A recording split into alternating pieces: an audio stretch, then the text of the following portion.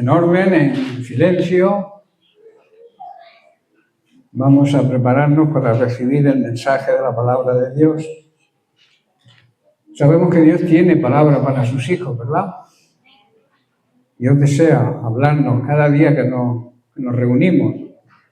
Él quiere hablarnos, dirigirnos, orientarnos, a veces disciplinarnos, porque a través de la palabra muchas veces Dios también nos disciplina, nos da palitos para que reaccionemos. No porque quiera lastimarnos, sino porque quiere que crezcamos en amor y en disciplina y en orden.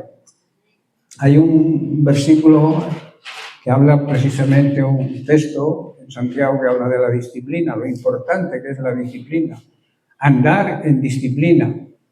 Y también en la escuela bíblica estamos estudiando el tema de la autodisciplina, que lo tocaremos esta semana próxima. La importancia de que nos disciplinemos a nosotros mismos, de que pongamos en orden nuestra vida, que es de lo que se trata esa idea. Pero hoy vamos a seguir con el compromiso que adquirimos cuando nos convertimos a Cristo.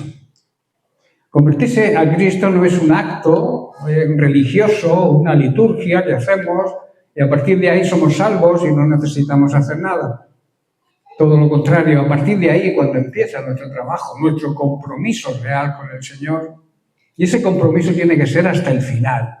Estamos tratando precisamente el tema, porque vivimos en tiempos de compromiso débil. Incluso dentro de las iglesias no hay compromiso. Nos limitamos a venir a la iglesia los domingos, muy pocos a la oración, muy pocos a la escuela bíblica, y con eso nos conformamos. Eso es vivir una vida mediocre en Cristo. Y Dios quiere que vivamos una vida plena, abundante de su palabra, de su gracia, de su enseñanza. ¿Cómo vamos a predicar el Evangelio si no conocemos la palabra de Dios? Es imposible. Nos van a dar todas en el mismo costado, ¿verdad? El hecho del compromiso que sea débil es porque no entendemos el Evangelio. Pensamos que ser cristianos es apuntarse a una determinada religión. Una religión es buena, la otra no es buena. Eso es un error. Lo que Dios quiere es que nos relacionemos en intimidad con Él. Y esa relación de intimidad solamente es posible cuando vivimos en santidad. Es imposible tener relación con Dios cuando vivimos en pecado. Imposible. Dios no se relaciona con el pecado. Ama a las personas, ama a la humanidad. De hecho, envió a Jesucristo a morir para que los pecadores se arrepintieran y dejaran de pecar y recibieran la salvación. Por eso es un llamado santo, porque es un llamado a la santidad, a vivir en santidad. Y eso nos obliga, eso nos hace que adquiramos un compromiso con Él, pero no un compromiso que empecemos y a mitad del camino nos paremos. Es un compromiso hasta el final. Los estudios que estamos tratando están basados en Lucas capítulo 9, verso 62, donde Jesús dice, porque yo no digo dijo, dice hoy, porque sigue diciendo hoy, la palabra es viva, es eficaz para hoy. La palabra ni es antigua ni es moderna, es eterna, es la misma para siempre. Jesús dice, ninguno que poniendo su mano en el arado mira hacia atrás, es apto, es aprobado para el reino de Dios. El llamado al compromiso no es una opción, es un deber, es una obligación. El compromiso verdadero también exige una renuncia. Tenemos que renunciar a ciertas cosas que quizá nos cuesta renunciar, pero que Dios nos pide para cambiarlas por otras de mayor calidad, de mayor bendición. Existe un gran peligro cuando cogemos el arado, o sea, decidimos seguir a Cristo y miramos atrás. Estamos estudiando precisamente las distintas causas que motivan ese mirar atrás. El primero que estudiamos fue mirar atrás, dudar del llamado. El segundo es mirar atrás, significa volvernos al pasado, desear lo que antes vivíamos en el mundo. Y también mirar atrás es perder la vista en el propósito que Dios tiene para nosotros. La siguiente causa que vamos a estudiar hoy es que mirar atrás es tener una dirección incorrecta de la mirada. Debemos correr con paciencia y con perseverancia, como dice el autor de Hebreos, pero puestos los ojos en Jesús. El cristiano no tiene los ojos puestos en otra cosa que no sea Cristo. Y el cristiano que no enfoca su mirada a Cristo, al final se desvía, porque el enemigo está ahí haciendo su obra. Toda la obra de Dios comienza en Cristo, se sostiene en Cristo y termina en Cristo. Cuando uno mira a Jesús, la fe se fortalece. Cuando dejamos de mirar a Jesús, nos hundimos, como le ocurrió a Pedro. La esperanza también se renueva y el alma siente la paz, esa paz interior tan necesaria, precisamente en los tiempos tan turbulentos que estamos atravesando. Esa paz se siente aún en medio de la prueba, porque es la paz de sentirnos perdonados por Dios.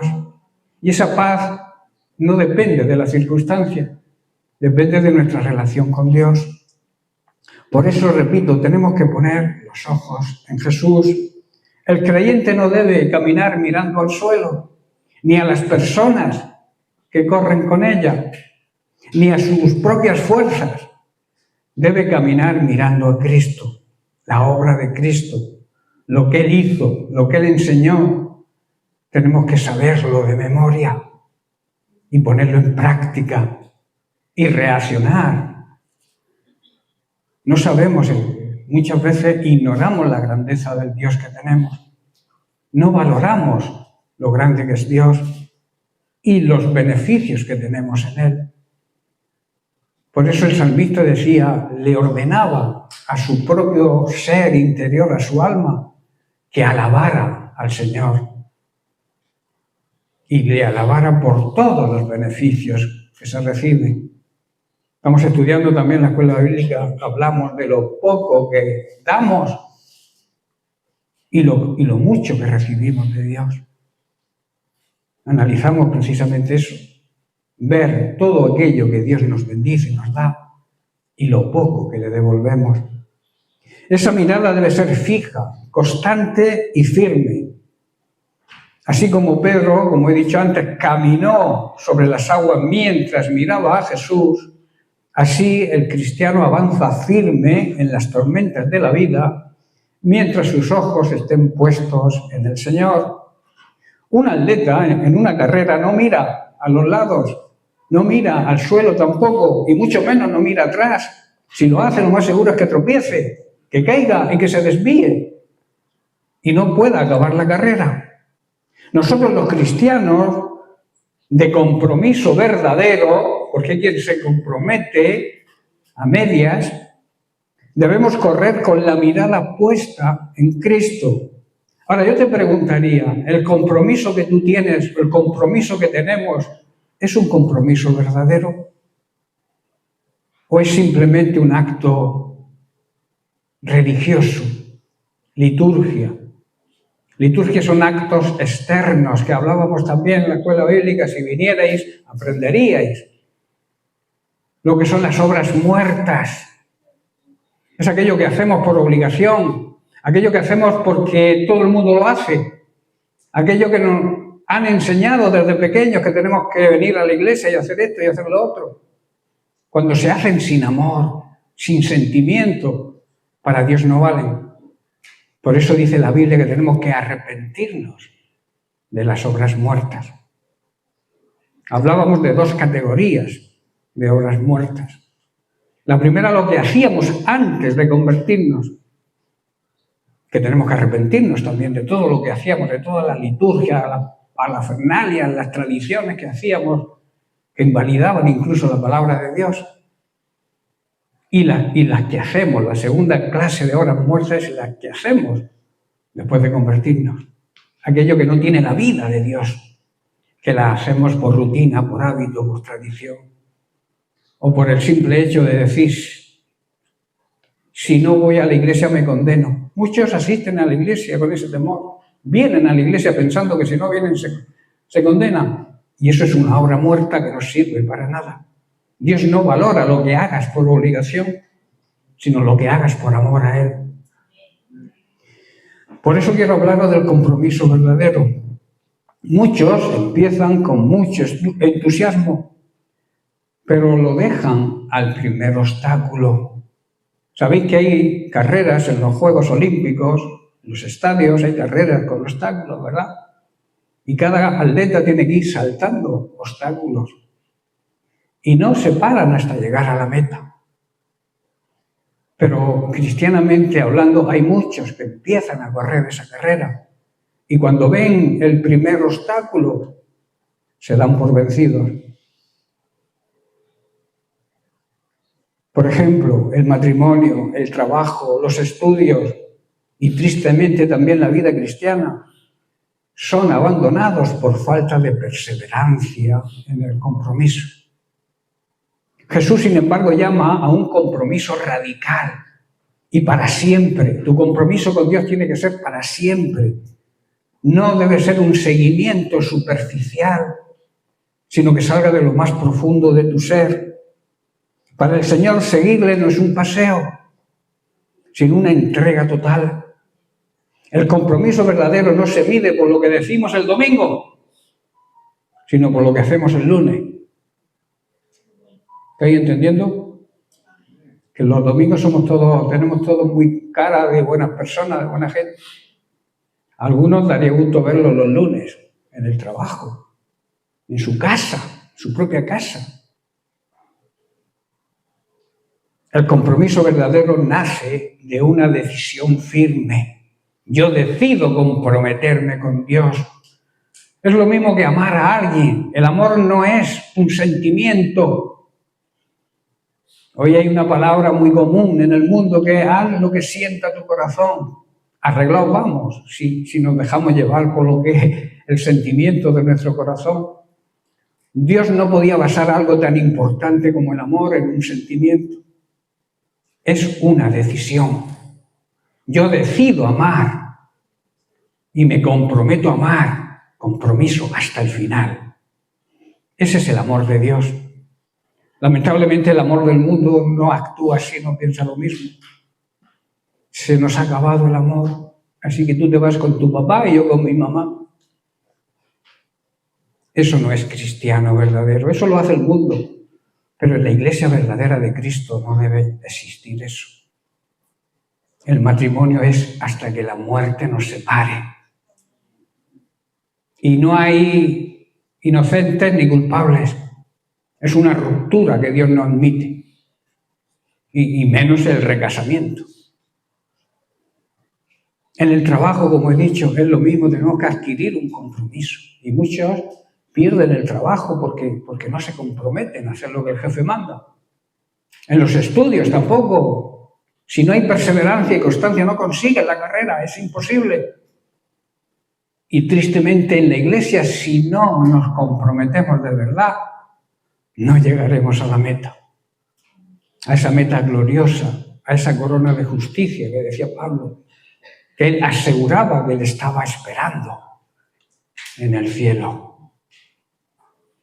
Y decíamos que la corona de justicia no habla de salvación, habla de premio, de regalo que Dios concede a sus hijos fieles. El compromiso verdadero, como he dicho, nace de una decisión firme. Josué, frente al pueblo, dijo: yo y mi casa serviremos al Señor. Eso es un compromiso, ¿verdad? Que lo llevó a cabo, por cierto. No dijo quizá, o ya veremos, sino dijo serviremos, con rotundidad. El compromiso no es un sentimiento, como he dicho, ni una emoción pasajera. Es una decisión que no depende de cómo nos sintamos. Depende de lo que queramos ser con respecto a Dios. Seguir siendo creación de Dios o seguir siendo hijos de Dios, que demuestran que son hijos de Dios. Porque no todo el mundo es hijo de Dios. Dios creó al ser humano. Dios ama su creación. Todos somos creación de Dios, pero Dios nos adopta como hijos por medio del sacrificio de Cristo. No hay otra opción. Si tú no reconoces a Jesucristo públicamente como Señor y Salvador personal, porque la salvación no se hereda, tú no eres salvo. Así de claro. Y hay la necesidad de comprometernos primero con Dios para que Dios nos salve, adquirir el compromiso de decir, yo decido a partir de ahora seguir y servir a Cristo. Y entonces se recibe la salvación. Y Dios entonces lo que empieza, la buena obra que Él hace en nosotros, empieza ahí. A veces creemos que la obra va a empezar cuando yo quiera. La obra perfecta de Dios en nosotros, la cual Él va a continuar y la va a perfeccionar hasta el final, empieza cuando yo me comprometo a servir y a seguir a Cristo de verdad. Entonces Dios comienza esa buena obra. Dios, como he dicho antes, te hace un llamado a la santidad. Y cuando tú respondes a ese llamado, decides abandonar el pecado, decides vivir en santidad, entonces Dios comienza la buena obra en ti. El compromiso verdadero se mantiene siempre sin mirar atrás. El creyente comprometido no negocia con su pasado, ni deja que viejos hábitos, tradiciones o pecados lo seduzcan de nuevo. El compromiso verdadero implica sacrificio constante. Seguir a Cristo significa renunciar a todo aquello que compita con Él por el primer puesto. Si nosotros ponemos algo por delante de Dios, no estamos siguiendo a Cristo. No estamos comprometiéndonos con su obra. Seguir a Cristo significa renunciar a todo aquello que compita con que Dios sea la prioridad en nuestra vida. El compromiso no es cómodo, quizás. Requiere sacrificio, claro que sí. Jesucristo fue modelo de sacrificio. ¿O no? Fue experto en sufrimiento, dice el profeta Isaías. Y nosotros miramos hacia otro lado muchas veces. No miramos el sacrificio de Cristo. Cuando tenemos que sacrificarnos nosotros, si miráramos lo que Cristo hizo, no tendríamos problema con el sacrificio. Pero, repito, el sacrificio conlleva, no comodidad, requiere constancia y perseverancia en ese compromiso. Pablo, en Hechos capítulo 20, verso 24, nos dice, y esto es un ejemplo, de ninguna cosa hago caso, ni estimo preciosa mi propia vida para mí mismo, con tal de que acabe mi carrera con gozo. Pablo sabía que la vida cristiana es una carrera. Y Pablo tuvo una carrera de muchísimos obstáculos. No tenía más que analizar su vida. Pero él dice, de ninguna cosa hago caso. Ni estimo preciosa mi vida para mí, con tal de que acabe mi carrera con gozo. El verdadero compromiso se prueba no en los días de aplauso, no en los días de bonanza, sino en los días de dolor y dificultad. El compromiso verdadero se apoya en la gracia de Dios. No podemos mantenernos firmes por nuestras propias fuerzas. Eso es una realidad. En tus propias fuerzas tú no puedes adquirir compromiso. Necesitas la ayuda de Dios. Por eso el compromiso cristiano es posible porque Dios nos sostiene con su gracia, que es ese poder que nos capacita para poder cumplir el propósito con Él. Pablo en Filipenses capítulo 1:6 nos asegura lo siguiente: el que comenzó en vosotros la buena obra, la perfeccionará hasta el día de Jesucristo, hasta el día de que Jesucristo regrese. Recordemos que Pedro negó al Señor, pero fue restaurado por la gracia de Dios.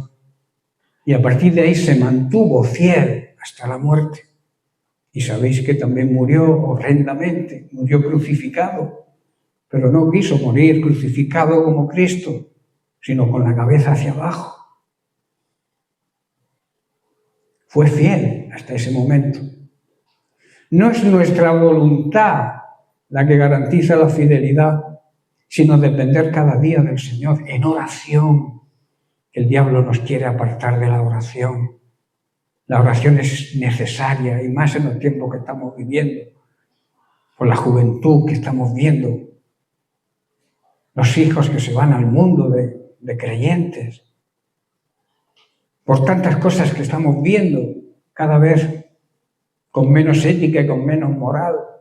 Las nuevas ideologías están pervirtiendo a nuestros jóvenes y a nuestros niños, y nosotros miramos hacia otro lado.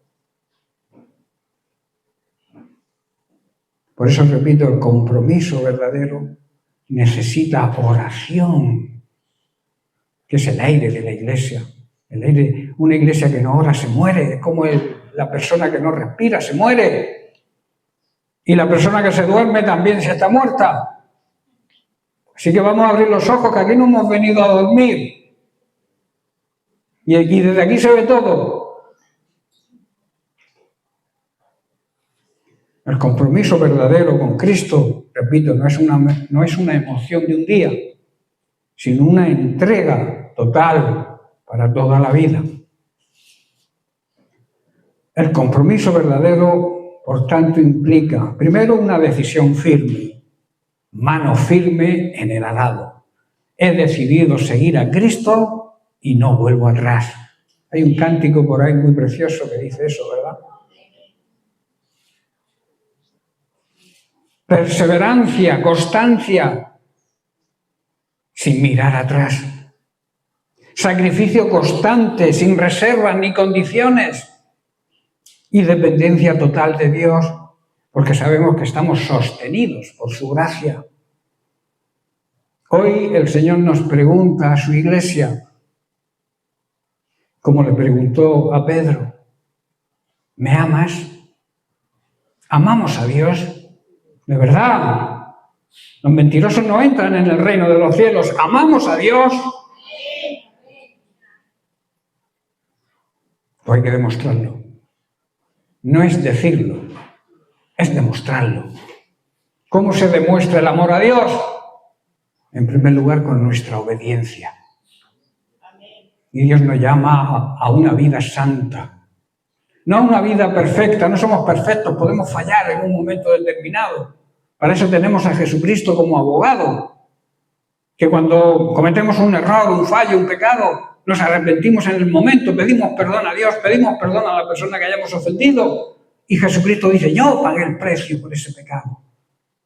Y el Padre acepta la intercesión del Hijo y se restaura la relación con Él. El problema está cuando vivimos en pecado y lo sabemos y seguimos. Y queremos justificar el pecado a veces. El pecado no tiene ninguna justificación. El pecado hay que alejarse de él. Y está la promesa de recibir su misericordia. Si reconoces tu pecado, sabes que estás pecando, pero no te alejas de él, no lo dejas. La misericordia de Dios sigue estando ahí, pero no hace caso de ti. Porque para recibir la misericordia de Dios hay que reconocer que eres un pecador, que estás pecando y apartarte del pecado. Cueste lo que cueste. Peor es la condenación eterna. Toda una eternidad sin Dios, sin esperanza y en el infierno. ¿Os imagináis? Si el Señor nos... Iba a decir algo que no debo decir. Si el Señor viniera en este momento, ¿cuántos nos iríamos con Él? Preguntaros o preguntarnos. Deberíamos hacernos esa pregunta. Si el Señor viniera ahora mismo, ¿cuántos nos iríamos con Él?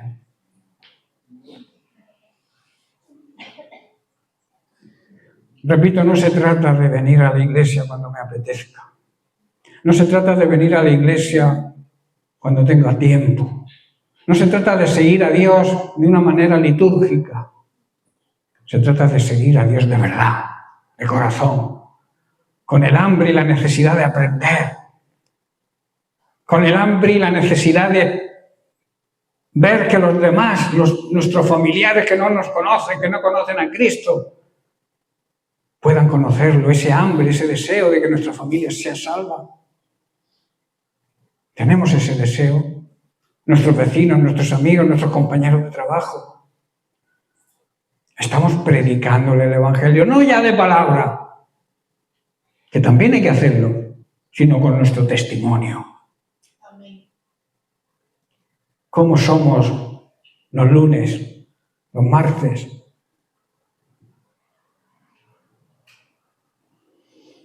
El compromiso verdadero no se mide por lo que prometemos, sino por lo que prometemos y cumplimos. Por eso Dios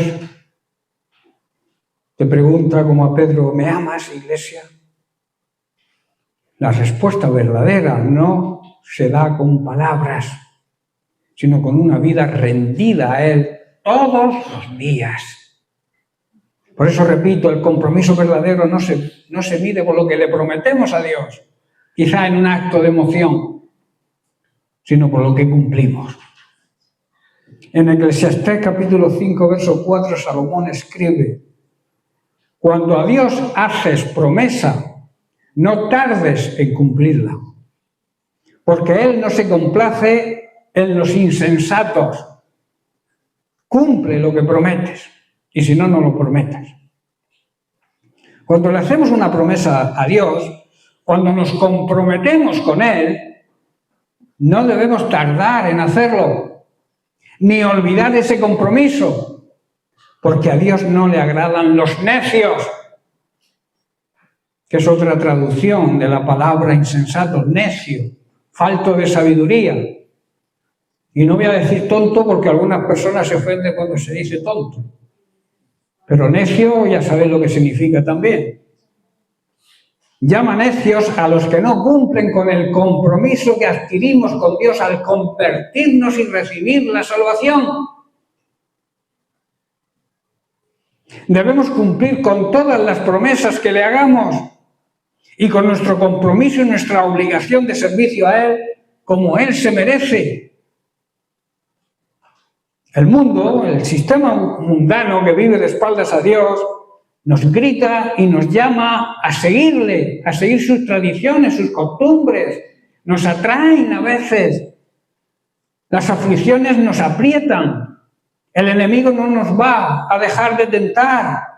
Pero si nuestros ojos están en Jesús, hermanos, jamás nos desviaremos y caeremos. Y si tropezamos, tenemos una mano poderosa que no va a permitir que nos hundamos. La mano poderosa de Dios. En 1 de Pedro capítulo 5, verso 6, el apóstol dice, humillaos pues bajo la poderosa mano de Dios. La mano de Dios tiene un gran poder para que Él os exalte, os levante cuando fuere el tiempo, en el tiempo del Señor. Vivimos en un mundo que exalta la autosuficiencia. Se nos enseña a confiar en nuestras propias fuerzas, en nuestra capacidad, en lo que nuestras manos pueden hacer. Pero los creyentes verdaderos no debemos vivir según este esquema mundano. Nuestra seguridad, nuestra dirección, nuestro sustento y nuestra esperanza están en la mano poderosa de Dios. Amén. Pedro escribe esta carta a creyentes que están siendo afligidos por diversas pruebas. Quizá tú te encuentres en alguna situación así. Y les recuerda que no están en las manos de la suerte, que es otra cosa que el mundo habla mucho de la suerte. La suerte no existe. Son coincidencias. Ni la casualidad, que para Dios tampoco existe la casualidad, sino la causalidad. Dios hace las cosas por una causa. Ni siquiera del poder humano, sino que están bajo la poderosa mano de Dios. Hoy el Señor quiere que nosotros también lo recordemos, Su mano poderosa está sobre nosotros, no para aplastarnos, sino para formarnos y levantarnos a su tiempo. Analicemos las distintas funciones de la mano poderosa de Dios. Su mano poderosa sostiene al justo. En el Salmo 37, verso 24, el salmista dice: cuando el hombre cayere, no quedará postrado, porque el Señor sostiene su mano. Dios no promete que el justo no va a caer. No está diciendo eso. Pero sí promete que no quedará solo ni postrado, porque su mano poderosa está ahí para levantarlo. La diferencia entre el que cae y se levanta y el que cae y no puede levantarse está en quien lo sostiene. ¿Quién te sostiene a ti? ¿La mano poderosa de Dios o tu propio brazo? La caída es parte de nuestra debilidad, pero el sostenernos y levantarnos es parte de su fidelidad, de la fidelidad de Dios. ¿Has sentido alguna vez que ya no puedes más? ¿Que tu fe flaquea? ¿Que tu corazón desfallece? Debes mirar, debes examinar tus pasos y ver que no es tu fuerza la que te ha sostenido hasta aquí, ha sido su mano poderosa. Y a pesar de todo, seguimos adelante. A pesar de las pruebas, de las dificultades, todos pasamos pruebas difíciles. Jesús fue el campeón de las pruebas difíciles, murió en una cruz. Pablo sufrió lo que no está escrito. Muchos de nosotros hemos sufrido mucho, pero estamos aquí. ¿Por qué? Porque la mano poderosa de Dios sigue sosteniendo los suyos. Por eso la diferencia, repito, entre el que cae y se levanta y el que cae y no se levanta es quién lo sostiene. ¿Quién te sostiene a ti? Un ejemplo, un niño camina por un sendero lleno de piedras y baches, tomado de la mano de su padre. El niño tropieza una y otra vez, pero no cae. ¿Por qué? Porque el padre lo sostiene con su mano. Eso es la vida cristiana, un camino de baches, de piedras. Pero si estamos cogidos a la mano poderosa de Dios, Él no va a dejar, no nos va a dejar tumbados en el suelo. Así es Dios con nosotros. No estamos donde estamos porque seamos fuertes, sino porque Dios nos da la fuerza y nos sostiene. En lugar de confiar en nosotros mismos, en nuestra capacidad y en nuestra sabiduría humana, quizás también confiar en la familia, en los amigos, en las personas que nos rodean. Debemos confiar en la mano poderosa de Dios que nos sostiene. Aunque sintamos que vamos a caer, recordemos, Él no nos va a soltar jamás de su mano. Eso es una gran promesa. Debemos aferrarnos a ella. En segundo lugar, la mano poderosa de Dios disciplina a sus hijos. Hebreos 12:6 dice: porque el Señor al que ama, disciplina, lo pone en orden. Job, capítulo 5, verso 16, dice: porque Él es quien hace la llaga, pero Él la vendará. Él hiere, pero sus manos sanan. Nos disciplina, sí, pero también cuida de nosotros. Amén. Aquí vemos la respuesta de Elifaz a Job. Después de sus quejas, es un primer discurso. Job había deseado, llegó a maldecir su propia vida. Y un amigo suyo, Elifaz, tuvo que recordarle esto. Elifaz muy sabiamente le contesta: pues aunque Él, Dios, hiere cuando nos disciplina, también venda las heridas. Él golpea, pero sus manos también sanan. Un sabio consejo, ¿verdad, Elifaz? Hay momentos donde sentimos el peso de la mano de Dios, no para sostenernos, sino para tratar con nosotros y para corregirnos. Y debemos aceptarlo.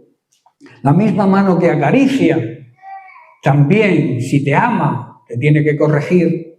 No porque Dios se haya vuelto contra nosotros, sino porque nos ama como a sus hijos y quiere reconducirnos al camino correcto. Pedro sabía lo que era resistir la mano del Señor. Cuando quiso evitar y apartar a Cristo de la cruz, el Señor le reprendió, ¿verdad?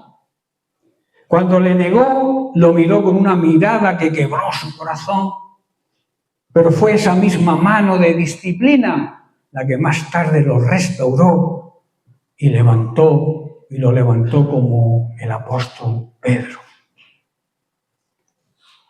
El alfarero trabaja el barro con sus manos, ¿verdad?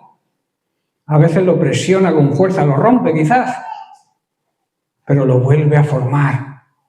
No lo hace porque odia la vasija, sino porque tiene un diseño mejor para ella. Si Dios te quebranta, si Dios te rompe, es porque tiene algo mejor para tu vida. Estás siendo tratado, estás siendo moldeado por Dios. Permites que Dios trabaje contigo, permites que Dios te moldee. No huyas jamás de su mano. No resistas el proceso de la disciplina. Humíllate ante su poderosa mano, reconociendo tus carencias y tu necesidad y dependencia de Él. No hay mejor lugar que estar bajo la mano poderosa de Dios. Aunque duela a veces, esas manos que hoy te quebrantan, mañana serán las que te levanten y te coloquen en el lugar de privilegio. En tercer lugar, su mano poderosa nos levanta, pero a su tiempo. Para que Él, dice Pedro, os exalte cuando fuere tiempo. El mundo incrédulo, que vive de espaldas a Dios, busca exaltarse a sí mismo. Pero en el reino de Dios, el camino a la exaltación, ¿sabéis cómo empieza? Con la humillación. Para que Dios te levante, te exalte, te ponga en un lugar de privilegio, tienes que humillarte primero ante Él. El Señor no exalta a la persona orgullosa, altiva, prepotente, sino al humilde. Pero lo hace a su tiempo, cuando Él lo considera, no antes. No cuando nosotros pensamos, sino a su tiempo. Dios no trabaja con nuestro calendario. Trabaja de acuerdo con sus planes y su propósito. Él ve lo que nosotros no vemos. Él sabe cuándo estamos preparados. Por eso debemos someternos a su proceso y confiar en que su tiempo es el mejor tiempo, el momento oportuno. En Gálatas capítulo 4, verso 4, vemos un ejemplo del tiempo de Dios. Hay muchos ejemplos, pero este quizás sea el más relevante. Dice, pero cuando vino el cumplimiento del tiempo, Dios envió a su Hijo, nacido de mujer y nacido bajo la ley. Jesús no vino ni antes ni después del tiempo fijado por Dios. Vino en el momento preciso, en el momento necesario, cuando el mundo necesitaba a Cristo. Entonces, en el tiempo de Dios, envió a su Hijo a salvar al mundo mediante su sacrificio y muerte. Cuando llegó el día, el tiempo señalado por Dios, el momento oportuno, Él envió a su Hijo. No antes ni después, en su tiempo. El tiempo perfecto, el tiempo oportuno. Podemos ver otro ejemplo. José tuvo sueños de grandeza, ¿verdad?, ante sus hermanos. Pero antes de verlos cumplidos, fue vendido por sus hermanos, calumniado, encarcelado y olvidado en una prisión. Pero cuando el tiempo llegó, el tiempo de Dios, la mano poderosa de Dios lo sacó del calabozo y lo puso nada más y nada menos que como gobernador de Egipto. Y así se cumplió el plan y el propósito de Dios de salvar a una gran cantidad de personas de la hambruna que iba a venir, incluso la familia de José. Si estamos en un periodo de espera, no debemos desesperar. Dios no se ha olvidado de nosotros. No tratemos de abrir puertas que solo Él puede abrir. El que se humilla bajo su mano será exaltado a su tiempo. Y en cuarto lugar, la mano poderosa de Dios también hace milagros. Dios es un Dios de milagros. Hizo milagros atrás, sigue haciendo milagros hoy y seguirá haciendo milagros. Siempre, porque Dios es el mismo ayer, hoy y por los siglos. Y es un Dios, repito, un Dios de milagros. Dice en Éxodo capítulo 13, verso 3, con mano fuerte os sacó Dios de casa de servidumbre. Con mano poderosa sacó Dios al pueblo de Israel de la esclavitud de Egipto. El pueblo de Israel no salió de Egipto por una revolución, ni por ninguna estrategia militar, ¿verdad? Salió por la mano poderosa de Dios. Fue su mano poderosa que desató las plagas sobre Egipto. Fue su mano poderosa que abrió el Mar Rojo. Fue su mano poderosa que proveyó maná como alimento en el desierto. Fue su mano poderosa que abrió fuentes de agua para que bebieran y se saciaran. Fue la mano de Dios que cubrió todas sus necesidades. Dice la Biblia que ni su ropa envejeció ni su calzado. Pudieron luego cruzar el Jordán. Y fue la mano poderosa de Dios quien derrotó a todos sus enemigos. Hoy Dios quiere seguir haciendo lo mismo, manifestando su poder en su iglesia, en su pueblo, hoy en su familia. Por eso hoy la misma mano poderosa no ha perdido su fuerza y su poder. Dios todavía obra a favor de los suyos. Ahora nos consideramos suyos, somos de Él. Sabemos que Él nos compró y no nos compró con oro ni plata, sino con la preciosa sangre de Cristo. Ese gran precio que se pagó por nosotros. Él puede cambiar cualquier situación.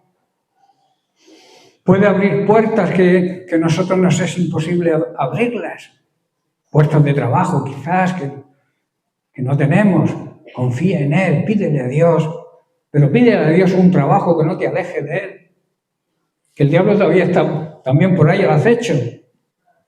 Y te manda un trabajo para que te alejes de Dios. Sé sabio y elige el trabajo que Dios ha provisto para ti. Que jamás va a ser un trabajo que te aleje de Él. Puede sanar nuestro cuerpo. Puede hacer sanidades, prodigios, milagros en nuestra vida, romper cadenas, cualquier cadena que tengas, de alcohol, de drogas, de alcoholismo, de pornografía. Hoy hay acceso muy fácil a la pornografía. Y tampoco cuidamos de nuestros hijos, nuestros niños, nuestros adolescentes, que tienen una puerta abierta que la abre el diablo para pervertir las mentes de los jóvenes. También restaura familias. Si hay problemas en tu hogar, en tu familia, confía en Él, confía en su mano poderosa y libera cualquier alma de cualquier atadura que puedas tener. En Isaías capítulo 59, verso 1, dice, he aquí que no se ha acortado la mano de Dios para salvar. La misma mano que salvó a la iglesia primitiva antes, a los siervos de Dios, la misma mano poderosa sigue actuando hoy. Por eso debemos clamar a Dios. No pongamos nuestra confianza en los medios humanos, ni en lo que podamos hacer o ver nosotros. Dios todavía sigue haciendo milagros en su pueblo. Por eso debemos confiar en su poder y esperar a que a su tiempo Dios hará. Quizás no coincida con nuestro tiempo. Como he dicho, el calendario de Dios la mayoría de las veces no coincide con el nuestro. Pero tenemos que esperar siempre su intervención. Y también debemos aceptar su soberanía, la máxima autoridad que Él tiene. Yo no sé en qué parte del proceso estás hoy. Tal vez estás siendo sostenido por su mano en medio de una prueba. O quizá estás siendo disciplinado y tratado. Debes saber que Él, como un buen alfarero, quiere hacer una nueva vasija de ti. Puede que estés esperando ser exaltado mientras todo parece estancado. O quizá estés clamando y esperando un milagro de su mano poderosa. Quizá te encuentres en alguna de estas circunstancias. Sea cual sea tu situación, hay una sola respuesta. Una sola decisión que debes tomar, que es humillarte bajo la poderosa mano de Dios.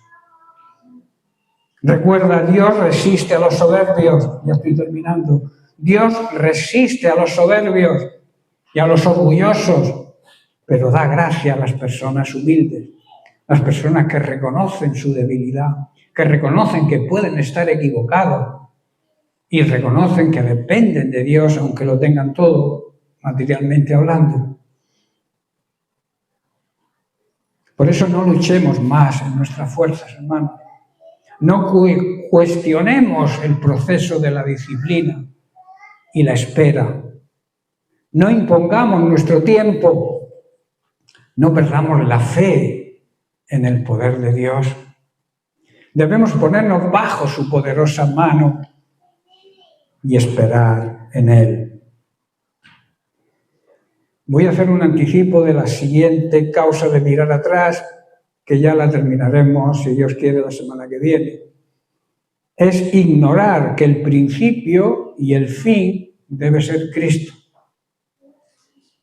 Cuando no priorizamos a Cristo como el primero y luego el fin, estamos mirando atrás y estamos cayendo en un grave error. Cristo no solo nos demostró lo que es tener fe, Él es el origen de la fe, es el principio de la fe.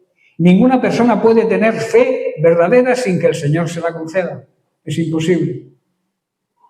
Y esa fe te la concede en el momento que naces de nuevo. Él te pone una semilla de fe, que a veces es pequeñita como un grano de mostaza, pero si la desarrollamos, puede decirle a este monte, quítate y échate en el mar, y se quitará. Pero eso es labor nuestra, hacer crecer ese regalo, porque la fe es un regalo de Dios. La fe no es que se gana por méritos, es un regalo de Dios que pone cuando nos convertimos, nos la regala, pero que nosotros tenemos la obligación de desarrollarla. Y más aún, Él también la perfecciona, la lleva a su cumplimiento. Cristo es el fin de la fe. Si hemos comenzado a caminar, es por Él. Si terminamos la carrera, también será por Él. Él comienza la obra y también la va a perfeccionar, la va a acabar. Y quiero dejaros con el versículo que leí al principio, precisamente en Filipenses capítulo 1, verso 6, donde Pablo dice, estando persuadido, o sea, estoy seguro, tengo la garantía de esto, que el que comenzó en vosotros la buena obra, la perfeccionará hasta el día de Jesucristo. Amén. Bien, pues la semana que viene trataré de explicar lo que es la buena obra de Dios, porque se dice la buena obra de Dios, pero a veces no sabemos cómo hace Dios esa buena obra y qué es en realidad esa buena obra y qué produce en nosotros.